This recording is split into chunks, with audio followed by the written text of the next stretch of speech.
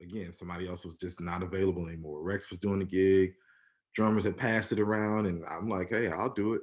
I was working with some people that were working with him, and that's kind of how it started, man. I started working with Avant, and I didn't work with him for about a year.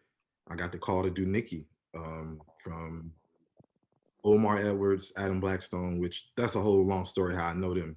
I knew them before I was even on a gig or playing for anybody. Wow. But that's just God. But Rex was doing Avant.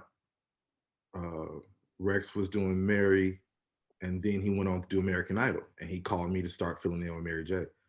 So it's just that one thing leads to another story, man. I just kept getting better. I kept seeing what I wanted to do, and then I started getting that real life experience.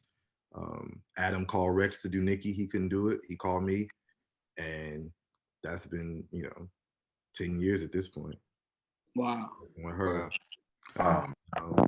While I was on the Avant gig, I met Travis Sells, who's the keyboard player for Maxwell.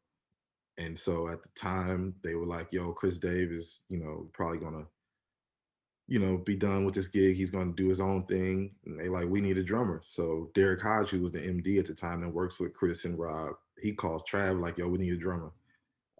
And Trav was like, oh, my man, LiLMan, he plays with Avant. He sent him a YouTube clip or something. And he said, yo, I didn't have to do an audition. He said, if he wants to do the gig, he got it. He could stay.